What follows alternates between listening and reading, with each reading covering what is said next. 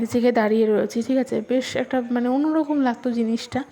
আর যেহেতু আমি ট্রেনে, বাসে, ট্রামে কোনো কিছুতেই চড়তে পারি না, কারণ হ্যাঁ যেটা প্রবলেম হয় সবার সেটা আমারও আছে, মানে ট্রেনে, বাসে, ট্রামে উঠলে পরে আমার বমি হয়, ঠিক আছে।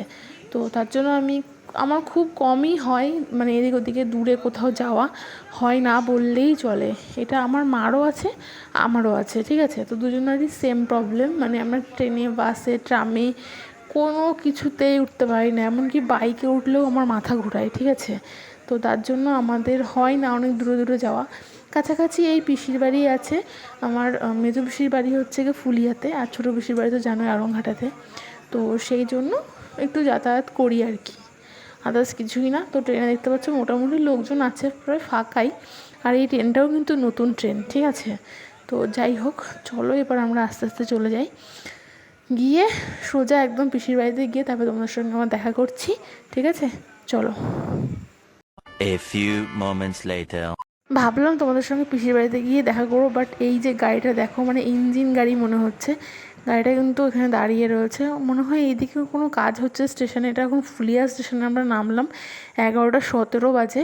আমরা মোটামুটি অনেক তাড়াতাড়ি চলে এসেছি, বেশি তো স্টপেজ নেই, ধরো মাঝে একটা হবিপুর, তারপরে কিন্তু ফুলিয়া, ঠিক আছে। তারপর আমরা চলে আসলাম এখানে, এসে এখন যাব, চলো।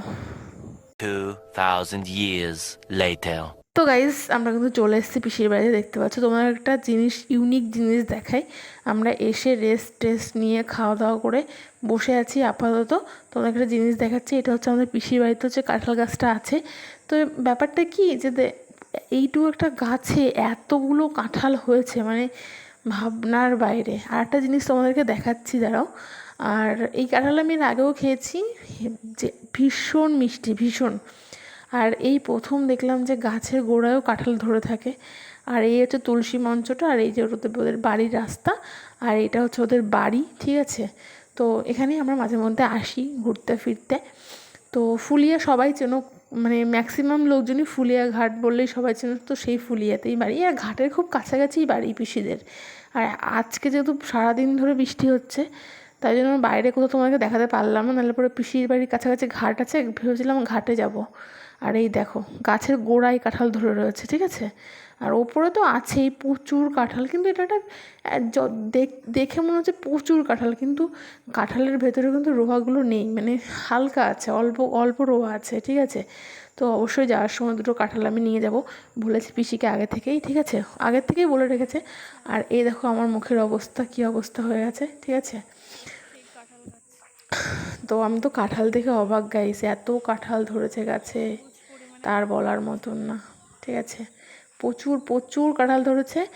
আর A ওদের few moments later. গাইস এবার সব কিছু তোমাকে মোটামুটি দেখালাম। এবার ঘরের মধ্যে গোল্ড মিটিং চলছে, এদিকে বেশি শাড়ি টাড়ি পরছে, ঠিক আছে। আর এইটা আমরা সব বসে রয়েছি, অবশ্য আমার কাকি রয়েছে, অবশ্য আমার ভাইয়ের বউ রয়েছে। আর এই যে বন্দিতা দেখো এদিকে ওদিকে ঘোরাঘুরি করে বেড়াচ্ছে, ঠিক আছে। আর এই যে আমার ঠাকুমা বসে রয়েছে চশমা পরে একদম।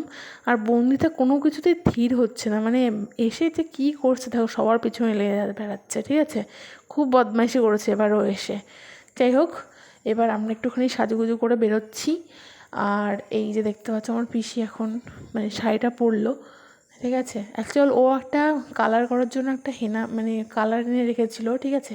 তো সেটা দিতে পারেনি বলেই বকবক করছে। আর আমরা এখানে বেসিক্যালি নিমন্ত্রণ এসেছি, ঠিক আছে, মানে এখানে শ্রাদ্ধ বাড়িতে নিমন্ত্রণ আছে, তো সেখানেও যাব। আর হ্যাঁ, আমি ওখানে গিয়ে কোনো ব্লগ করবো না, জাস্ট পিসির বাড়িতে এসেছি তো সেইটুকুনি করবো। আর এই দেখতে পাচ্ছ এমন অবস্থা।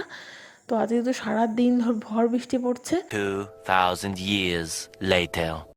তো গাইজ আমরা মোটামুটি খাওয়া দাওয়া করে বেরিয়ে পড়লাম, আমাদের 6:30টার ট্রেন রয়েছে।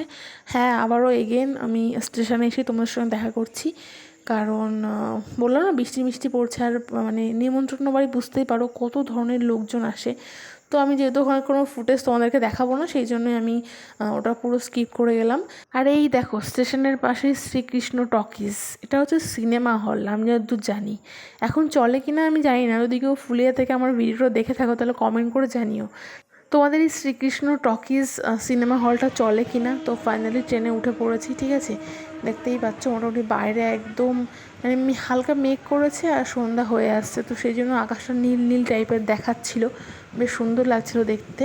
তো এভাবেই হ্যাঁ ট্রেনে করে আমরা চলে যাব কালিনারপুর, সেখান থেকে আমরা কৃষ্ণনগরের ট্রেন ধরে সোজা বাড়ি পৌঁছাবো। ঠিক আছে গাইজ, আর ভালো লাগছে না সত্যি বলতে, খাওয়া দাওয়ার পর একটু ঘুম হলেই ভালো হয়। তো যাই হোক ট্রেনে উঠে পড়েছি, দেখতে পাচ্ছ মোটামুটি আমার শুকনো মুখ তোমাদেরকে দেখতে হয় প্রত্যেকটা ব্লগে, আমার কিছু করার নেই। আর আমার মা তো অসুস্থ হয়ে পড়েছে, আমি তোমাদেরকে বললাম না যে মানুষ যখন কোথাও ঘুরতে টুরতে যায় একটু ভালোভাবে টিয়ে করে, কিন্তু আমার সেটা হয় না, আমার মারও সেটা হয় না, আমরা অসুস্থ হয়ে পড়ি ট্রেনের মধ্যে গিয়ে। ঠিক আছে, ট্রেনের মধ্যে গিয়ে আমরা অসুস্থ হয়ে পড়ি, আমরা মানে মনে হয় যেন ট্রেনে একটা বেড থাকলে ওখানে আমরা শুয়ে পড়তাম। যাই হোক গাইজ, আর ভিডিওটা এখানেই রাখছি, আর বেশি এগোচ্ছি না। আমরা কালিনারপুর থেকে ট্রেন ধরে সোজা এখন বাতকুলা যাব। ট্রেনটা অলরেডি ছেড়েও দিয়েছে। ঠিক আছে, মানে কালিনারপুর থেকে ছাড়লো ট্রেনটা। চলো টাটা বাই, দেখা হবে নেক্সট অন্য কোনো ব্লগে। জানি এই ব্লগটা অনেক ছোটো হয়ে গেল, বাট হ্যাঁ নেক্সট ভিডিওটা খুব তাড়াতাড়ি আসবে। চলো টাটা।